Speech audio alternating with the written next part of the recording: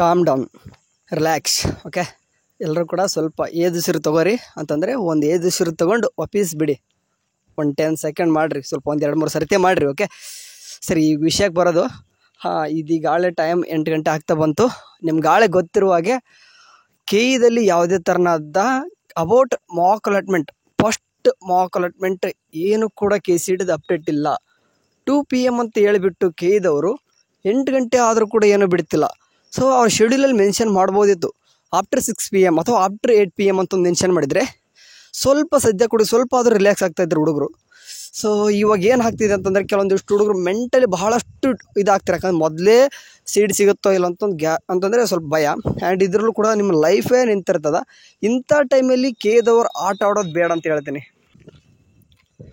ಈಗ ಈ ವಿಡಿಯೋ ಎಷ್ಟು ಜನ ನೋಡ್ತಾರೆ ಗೊತ್ತಿಲ್ಲ.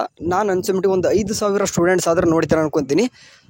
ಇವಾಗ ಏನಪ್ಪ ಅಂತಂದರೆ ಇಷ್ಟು ಹುಡುಗರು ನಾನು ನಿಮಗೆ ಒಂದು ಮೈಂಡ್ ಸೆಟ್ ಚೇಂಜ್ ಮಾಡೋಕ್ಕೆ ಬರ್ತೀನಿ. ಸರಿ, ಏನಪ್ಪ ಅಂತಂದರೆ ನೀವು ಆರಾಮ್ಸೆ ಇವಾಗ ಊಟ ಮಾಡಿ ಮಲ್ಕೊಂಬಿಡಿ. ಓಕೆ, ಊಟ ಮಾಡಿರಿ ಮಲ್ಕೊಂಬಿಡಿ. ಓಕೆ, ಹೇಳ್ತಿದ್ದೀನಿ, ಮತ್ತೇನೊಂದು ಸರಿ ಹೇಳ್ತಿದ್ದೀನಿ, ಚೆನ್ನಾಗಿ ಊಟ ಮಾಡಿ, ಚೆನ್ನಾಗಿ ನಿದ್ದೆ ಮಾಡಿ. ಓಕೆ, ಮಾಕ್ ಅಲಾಟ್ಮೆಂಟ್ ನಾಳೆನೂ ಕೂಡ ನೋಡ್ಬೋದು. ಓಕೆ, ನೀವು ಆಪ್ಷನ್ ಎಂಟ್ರಿ ಯಾವ ರೀತಿ ಚೆನ್ನಾಗಿ ಮಾಡಿದರೆ ಖಂಡಿತ ನಿಮ್ಗೆ ಸೀಟ್ ಅಲಾಟ್ಮೆಂಟ್ ಆಗುತ್ತೆ, ಭಯ ಪಡಬೇಡಿ. Okay, mock allotment in case seat ಸಿಗದೇ ಇದ್ದರೂ ಕೂಡ, ಇನ್ ಕೇಸ್ ನಾಳೆ ಇವತ್ತು ಮಲ್ಕೋರಿ, ನಾಳೆ ಬೆಳಗ್ಗೆ ನೋಡಿರಿ, ಸೀಟ್ ಸಿಗದೇ ಇದ್ದರೂ ಕೂಡ ಅಷ್ಟೊಂದು ತಲೆ ಕೆಡ್ಸ್ಕೊಳ್ಕೊಬಿಡ್ರಿ. ಓಕೆ, ಆಪ್ಷನ್ ಎಂಟ್ರಿ ಮಾಡೋಕ್ಕೆ ನಿಮಗೆ ಚಾನ್ಸ್ ಇದೆ, 2 ಸರ್ತಿ ಚಾನ್ಸ್ ಇದೆ ಇನ್ನು. ಸೊ ಮಲ್ಕೊಂಬಿಡ್ರಪ್ಪ, ಹೋಗಿಬಿಟ್ಟು 1 ನಿಮಿಷ ಕೇಳ್ಸೊಂದು ಹೋಗ್ಬಿಡಿ. ಸರಿ, ಇನ್ನೂ ಕೂಡ ಬಿಟ್ಟಿಲ್ಲ. ಇನ್ನು ಇನ್ ಕೇಸ್ ಒಂದು ಕಾಲ್ ರೆಕಾರ್ಡ್ ಹಾಕಿದ್ದ ಹುಡುಗ ನಾಳೆ ಬಿಡ್ತಾರಂತ ಹೇಳಿದ್ರು. ಇನ್ ಕೇಸ್ ನಾಳೆನೂ ಬಿಡದೆ ಹೋದರೆ ನೀವೇನು ಕೂಡ ಭಯಪಡ್ಬಿಡ್ರಿ. ಕೆದವರು ಮಾಡ್ತಿರುವಂಥ ತಪ್ಪು ಮಿಸ್ಟೇಕ್ ಅವ್ರ ಕಡೆ ಇರ್ತದೆ. ಇನ್ ಕೇಸ್ ಬಿಡದೆ ಹೋದ್ರೆ ಏನು ಪ್ರಾಬ್ಲಮ್ ಆಗುತ್ತೆ?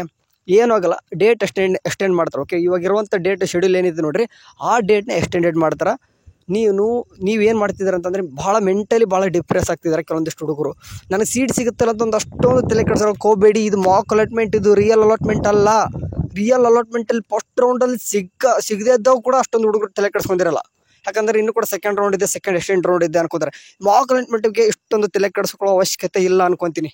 ಯಾಕಂದರೆ ಅದರಲ್ಲಿ ಬರೀ ಈ ವರ್ಷ ಕೂಡ ಅಷ್ಟೊಂದು ಇದು ನೆಸೆಸರಿನೇ ಇಲ್ಲ. ಯಾಕಂದರೆ ಮೊದಲನೇ ಮಾಕ್ ಅಲಾಟ್ಮೆಂಟ್ ಮತ್ತು 2ನೇ ಮಾಕ್ ಅಲಾಟ್ಮೆಂಟ್ ಅಂತ 2 ಸರ್ತಿ ಮಾಡ್ತಿದ್ದಾರೆ. ಸರಿನಾ?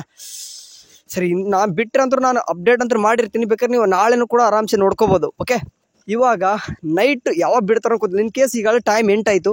ಇನ್ ಕೇಸ್ ಬಿಟ್ಟರು ಕೂಡ ಫುಲ್ ಕ್ರ್ಯಾಶ್ ಆಗುತ್ತೆ, ಎಷ್ಟೋ ನೆಟ್ವರ್ಕ್ ಬರೋಲ್ಲ, ಮತ್ತು ಅಲ್ಲೂ ಕೂಡ ಸಮಸ್ಯೆ ಸ್ಟಾರ್ಟ್ ಆಗುತ್ತೆ. ನಿಮಗೆ ನಂದು ರಿಸಲ್ಟ್ಸ್ ಬರ್ತಿಲ್ಲ, ನೋಡಬೇಕು ಅಂತ ನಿಮಗೆ ತುಂಬ ಟೆನ್ಷನ್ ಆಗುತ್ತೆ. ಓಕೆ, ಅದಕ್ಕೋಸ್ಕರ ಹೇಳ್ತಿದ್ದೀನಿ, ಪ್ಲೀಸ್ ಹೋಗಿ ಮಲ್ಕೊಂಬಿಡ್ರಿ.